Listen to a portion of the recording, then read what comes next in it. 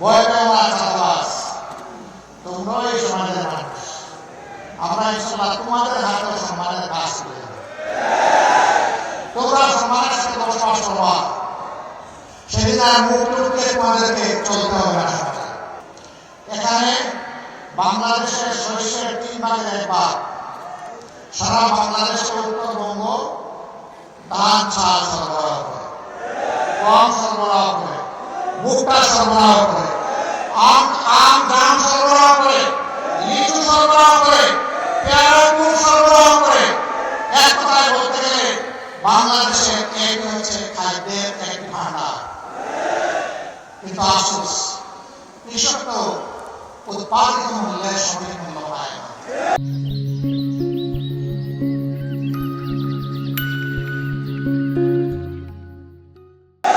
অন্যায় মূল্য কেন পায় না জানেন? 2টা কারণে পায় না। একটা হচ্ছে মধ্যস্বত্বভোগীরা এসে এখানে কামড় দেয়, আরেকটা হচ্ছে চাঁদাবাজরা অস্থির করে দেয়। এই 2 কারণে কৃষক পায় না পণ্যের মূল্য, ক্রেতা পায় না ন্যায্য মূল্যে তার পণ্য। আমরা সেই চাঁদাবাজদেরকে নির্মূল করবো ইনশাআল্লাহ। ভয় পেও না চাঁদাবাজ, তোমরাও এই সমাজের মানুষ। আমরা ইনশাআল্লাহ তোমাদের হাতে সম্মানের কাজ করে দেব। তোমরা সম্মানের সাথে বসবাস করবা, সেদিন আর মুখ লুকিয়ে তোমাদেরকে চলতে হবে না সমাজে। তোমাদের মা বাপকে কেউ চাঁদাবাজের মা বাপ আর বলবে না, তোমার স্ত্রীকে কেউ চাঁদাবাজের স্ত্রী বলে পূজা দেবে। আর মাঝে মাঝে মানুষের গালে বন্দী হয়ে তোমাদের বিপদে পড়তে হবে না।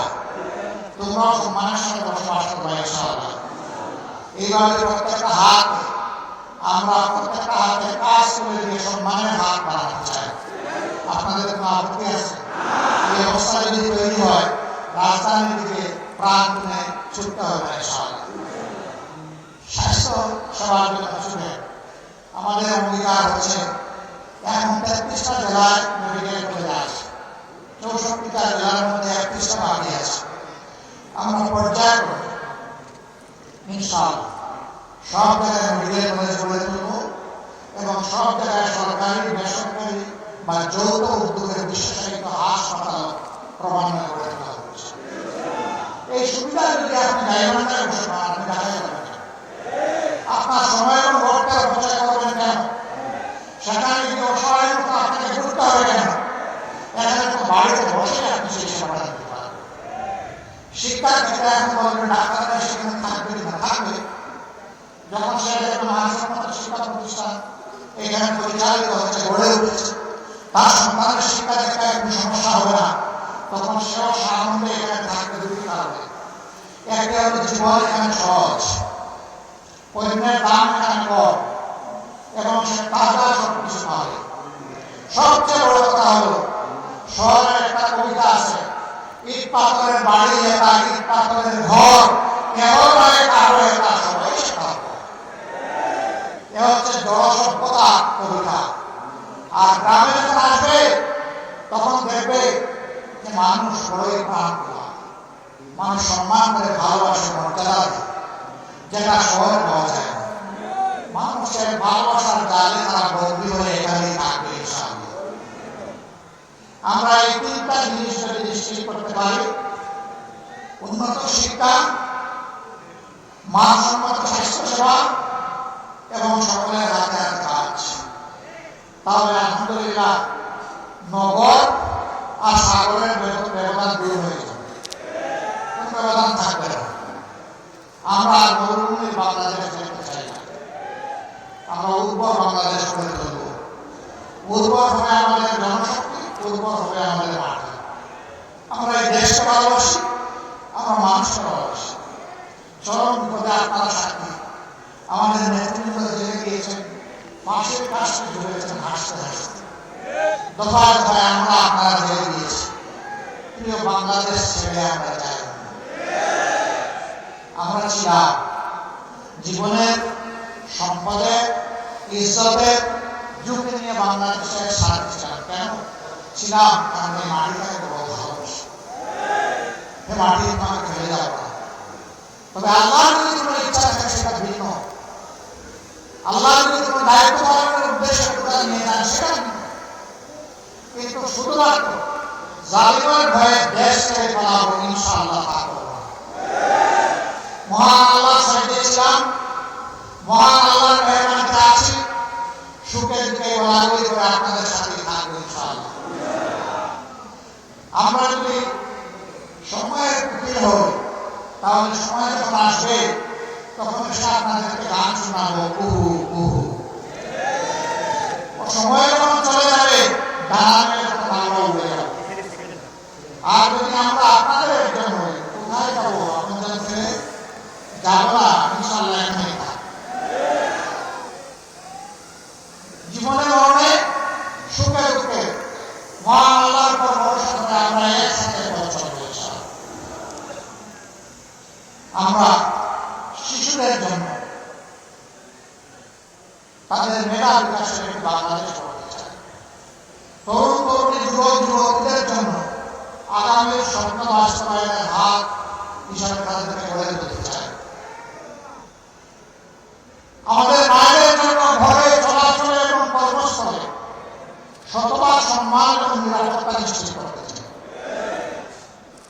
আমাদের জীবনের চেয়ে আমাদের মায়ের সম্মান আমাদের কাছে অনেক দামি। ইনশাআল্লাহ আমাদের সকল মেধা যোগ্যতা দিয়ে মায়েদের সম্মানকে আমরা নিশ্চিত করবো ইনশাআল্লাহ। তারা দেশ গড়ার কাছে সমান পায়, যোগ্যতা এবং প্রয়োজন মোতাবেক তারাও আমাদের সাথে অবদান রাখবে। তারা আমাদের কৃষিতে কাজ করেন না, তারা বাড়ির আশেপাশে বাগান লাগান না, তারা স্কুলের শিক্ষকতা করেন না, তারা সেনাবাহিনীতে চাকরি করছেন না। রাসূল সাল্লাল্লাহু আলাইহি ওয়াসাল্লাম তার সময় আমাদের মাদেরকে নিয়ে যেতেন যুদ্ধের ময়দানে যোদ্ধা হিসেবে। যুদ্ধের চাইতে কঠিন কোনো কাজ আছে? যদি যুদ্ধে মাদেরকে আল্লাহ রাসূল সামনে করে থাকেন তাহলে রাষ্ট্রের সকল কাজে তারা শরীর থাকবে ইনশাআল্লাহ। এখন যে দুটি জিনিসের আছে অপূরণ হবে ইনশাআল্লাহ। একটা কর্মক্ষেত্রে সম্মান নেই আর একটা কর্মক্ষেত্রে নিরাপত্তা নেই। আমরা তাদেরকে কথা দিচ্ছি আপনাদেরকে মায়ের সম্মান দিব এবং যার প্রাণ দিয়ে আপনাদের নিরাপত্তা নিশ্চিত করবো ইনশাআল্লাহ। সব কিছুর অগ্রাধিকার পাবে মায়েদের দিক। সেই বাংলাদেশ আমরা করতে চাচ্ছি। আপনারা কি একটু আমাদের সাথে থাকবেন? ইনশাআল্লাহ। যদি আপনারা থাকেন তাহলে ইনশাআল্লাহ আল্লাহর উপর ভরসা করে আমরা এগিয়ে যাব। উত্তরবঙ্গে একাধিক কৃষি বিশ্ববিদ্যালয় আমাদের রয়েছে, কারণ এটা কৃষি উর্বর ক্ষেত্র। সেরকম কোন বিশ্ববিদ্যালয় নাই। হাজি দানেশ বিজ্ঞান প্রযুক্তি বিশ্ববিদ্যালয় এটা কৃষি বিশ্ববিদ্যালয়। বেগম রোকেয়া বিশ্ববিদ্যালয় একটি সাধারণ বিশ্ববিদ্যালয়। আমরা ফিল করি সকল কিছু যাচাই বাছাই উত্তরবঙ্গে একাধিক কৃষি বিশ্ববিদ্যালয় হওয়া প্রয়োজন। এই ক্ষেত্রে আমাদের বিবেচনায় আশা করি দায়িত্বটা অগ্রাধিকার পাবে।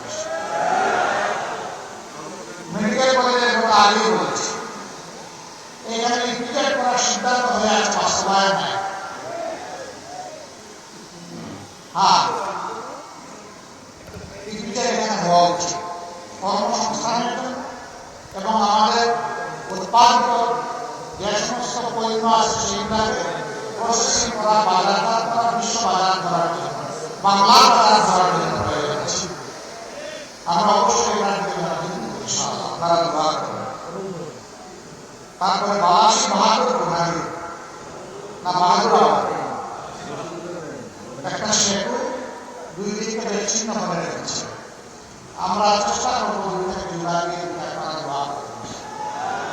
বড় কাজ, বড় মনের প্রয়োজন, বড় মিশনের দরকার। আমাদের চুরির টাকাগুলো যদি আমরা ফেরত পাই আর নতুন চুরদের হাত যদি আমরা অবশ্যই করে দিতে পারি, বাংলাদেশের উন্নয়ন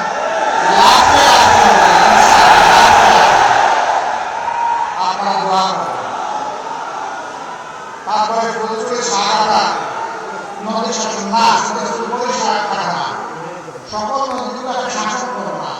মানুষ বলে নদী শাসন, শাসন করলে তো ওরা ভয় পাবে নদীগুলো, কান্নাকাটি করবে, দুঃখ হবে না। নদীকে আপন করে তুলে দিব, আমাদের সন্তান বানাবো প্রত্যেকটা নদীকে।